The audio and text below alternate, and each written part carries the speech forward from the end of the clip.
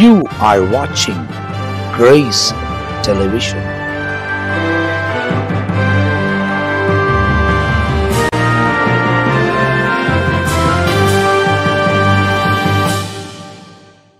இயேசு கிறிஸ்துவின் நாமத்தில் உங்கள் யாவருக்கும் அன்பின் வாழ்த்துக்களும் ஸ்தோத்திரங்கள் ஏறெடுக்கிறேன். கர்த்தர் நம்மை ஆசீர்வதிக்கிறவர். எல்லாம் நல்லா இருக்கிறீங்க நான் யோசிக்கிறேன்.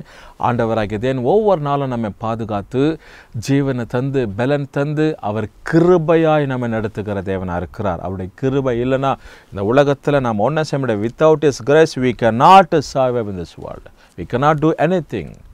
We cannot do in our own aspect. நம்ம சொந்த முயற்சியில் சொந்த சூழ்நிலை எதுவும் நம்ம செய்ய முடியாது. தேவனுடைய கிருபை நம்ம தொடர்ந்து எல்லா விதத்தில் பாதுகாத்து நடத்துகிறதா இருக்குது. அருமையான தேவ ஜனமே, இந்த நல்ல காலை நேரத்தில் ஏசாப்பா உங்களோடு கூட இருப்பார். அநேகர் இந்த நிகழ்ச்சிகளை பார்த்து ஆசீர்வதிக்கப்படுறாங்க. பல இடங்களில் நாங்கள் மார்க்கெட்டுக்கோ இல்லை மற்றவங்க யாராவது மருத்துவமனையில் அனுமதிக்கப்பட்டு இருக்கும்போது ஜபிக்க கடந்து போகையில் அவங்க எங்களிடத்தில் பார்த்து சொல்கிறது என்னென்னா, ஒவ்வொரு நாளும் ஒவ்வொரு ஊழியருங்க வித்தியாசமான தலைப்பில் பேசுகிறது எங்களுக்கு ரொம்ப மகிழ்ச்சியாக இருக்குது. ரொம்ப நாங்கள் ஆசீர்வதிக்கப்பட்டோம். எங்கள் குடும்பத்திற்கு ரொம்ப ஆசீர்வாதம். இந்த வசனங்களை கவனிச்சுட்டு தான் நாங்கள் எங்கள் வேலையை பார்க்குறது. சில நேரத்தில் சீக்கிரமாக எழுந்திரிச்சிட்டோம்னா இந்த வசனத்தை கவனித்துனே வேலைகளை பார்ப்போம் அப்படின்னு சொல்லி இந்த 10 நிமிஷம் ஒரு செய்தி தான், ஒரு 8 நிமிஷம் 10 நிமிஷம் செய்தி தான். ஆனால் அநேகருடைய வாழ்க்கையில் ஒரு திருப்பத்தை உண்டாக்குது. அநேகருடைய வாழ்க்கையில் ரட்சிப்பு உண்டாக்குது. பாவ சுபாவங்கள் மாறுது, தரித்திரங்கள் மாறுது, நெருக்கங்கள் மாறுது, கடன் பிரச்சனை மாறுதுங்க.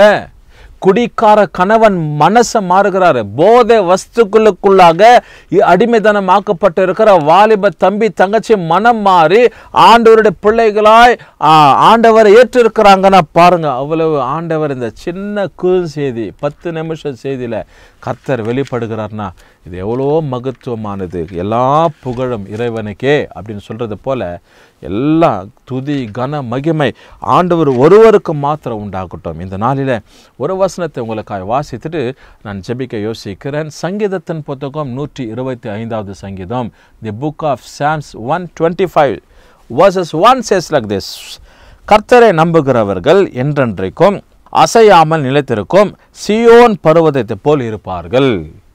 So I'm going to read it in English.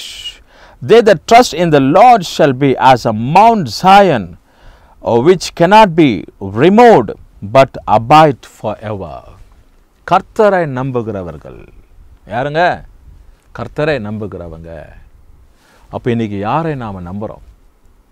வசனம் சொல்கிறது போல் கர்த்தரை நம்புறீங்களா? இல்லை வேறு யாரை நம்புன்னு இருக்கிறீங்க? உலகத்தை நம்புறீங்களா?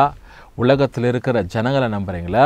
உறவினர் உற்றார்களை நம்புறீங்களா? அரசியல் பிரமுகர்களை நம்புகிறீங்களா? இல்லை நீங்கள் வேலை செய்கிற இடத்துல உங்கள் அலுவலகத்தின் அதிகாரிகளை நம்புறீங்களா? யாரை நம்பிக்கொண்டு இருக்கிறீங்க? கொஞ்சம் யோசித்து பாருங்கள், கொஞ்சம் சிந்தனை செய்து பாருங்கள். உன்னுடைய நம்பிக்கை யார் இடத்துல இருக்குது?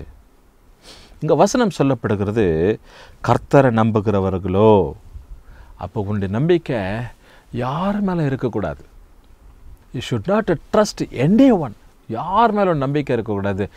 Only you should trust in the Lord. Only you should believe in the God. ஆண்டவர் உங்கள் வாழ்க்கையில் நன்மைகளை செய்கிற தேவனாக இருக்கிறார். வசனத்தில் நம்ம முழுசாக பார்க்கிறோம் என்னென்னா, கர்த்தரை நம்புகிறவர் என்றென்றைக்கும் அசையாமல் நிலைத்திருக்கும் சீயோன் பர்வதத்தை போல் இருப்பார்கள். இப்போ சீயோன் பர்வதம் எப்படி இருக்குன்னா அப்படியே நின்று இருக்கும், எங்கும் அசையாது, அசைந்து இன்னொரு இடத்துக்கு போவாது. எங்கேயாவது மலை பர்வதம் அசைந்து இன்னொரு இடத்துக்கு போயிருக்கிறத பார்த்துருக்குறீங்களா? ஏசப்பா ஒரு உதாரணத்தை சொல்றாரு. என்னன்னா, உங்க விசுவாசம் கடுகு அளவு இருந்தால் கூட பரவாயில்ல, மலையை பார்த்து பெயர்ந்து சமுத்திரத்தில் போய் விழுன்னு சொன்னா விழும் அப்படின்னு சொல்லி. யாருக்கு அவ்வளவு விசுவாசம் இன்னைக்கு இருக்குது? கடுகு அளவு விசுவாசம் இல்லைன்னு தான் ஆண்டவர் அந்த உதாரணத்தை சொல்றாரு. அப்போ பர்வதம், மலை, சிகரம் அசையாமல் நின்று இருக்கும். அப்படி போல கர்த்தரை நம்பி இருக்கிறவங்களுடைய வாழ்க்கை இருக்கும். பர்வதம் உயர்ந்து இருக்கும், அப்படியே அண்ணாந்து பார்க்கணும், செங்குத்தா இருக்கும், அண்ணாந்து தான் நம்ம என்ன பண்ண முடியும்? பர்வதத்தை பார்க்கணும். நீ பர்வதத்திற்கு கிட்ட போயிட்டீங்களன்னா அண்ணாந்து தான் பார்க்கணுமே தவிர அப்படியே சாதாரணமாக பார்க்க முடியாது. கொஞ்சம் தொலைவிலேருந்து வேணா சாதாரணமாக பார்க்கலாம். எவ்வளோ பெரிய மலடா இது, ஆண்டவர் கடவுள் எப்படியெல்லாம் உருவாக்கி இருக்கிறார் அப்படின்னு சொல்லி என்ன பண்ணுறான், உதாரணமாக சொல்லலாம். ஆனால் இதற்கிட்ட போகும்போது அது பெரியதளவில் இருக்கும், பிரமிக்கத்தக்க. அப்போ தான் நம்ம யோசிப்போம், ஆண்டோடைய படைப்பு எப்படியெல்லாம் இருக்குது பாருங்கள். மலை இருக்குது, சிகரம் இருக்குது, அதற்கு மேலே மரச்செடி கொடிங்க, பழ வகைங்க, யாரோ வீடு கட்டியிருப்பாங்க. இப்படி போலலாம் சூழ்நிலை இருக்குது.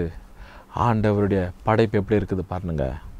அப்படி கர்த்தர் அவரை நம்புகிறவங்களை உயர்ந்த அடைக்கலத்தில் செங்குத்தாய் பார்க்கும்படிக்கு அசையாத நிலைத்திருக்கிற சியோன் பர்வதத்தை போல கர்த்தர் நம்மை மாற்றுகிற தேவன். 2வது வசனம் சொல்லப்படுகிறது. சொல்லிட்டு நான் செபிக்கிறேன். பர்வதங்கள் எருசலேமை சுற்றிலும் இருக்குமா போல் கர்த்தர் இது முதல் என்றென்றைக்கும் தம்முடைய ஜனங்களை சுற்றிலும் இருப்பார் என்று சொல்லி வசனத்தில் வாசிக்கிறோம். எருசலேமை சுற்றி பர்வதம் இருக்கு. அப்படி எருசலேமை சுற்றி பர்வதம் இருக்கிறது போல கர்த்தர் இது முதற்கொண்டு தமக்கு பயந்த ஜனங்கள் சுற்றி இருக்கிற, யாரெல்லாம் ஆண்டவருக்கு பயந்து இருக்கிறோம், யாரெல்லாம் கடவுளுக்கு பயந்து இருக்கிறோம், அவங்கள சுற்றிலுமாக எருசலேமை சுற்றி எப்படி பர்வதம் இருக்குதோ அவங்கள சுற்றி, அவங்க குடும்பங்களை சுற்றி, அவங்க ஊழியத்தை சுற்றி, அவங்க தனிப்பட்ட வாழ்க்கை சுற்றி, அவங்க பிஸ்னஸை சுற்றி, அவங்க எதிர்பார்க்கிற காரியங்கள், ஜபிக்கிற காரியங்கள் எல்லாவற்றையும் சுற்றி பர்வதமாக இருப்பார். ஆமேன். அப்படி இருக்கும்போது எல்லாரும் அவங்கள அண்ணாந்து தான் பார்ப்பாங்களே தவிர யாரும் தாழ பார்க்கவே முடியாது.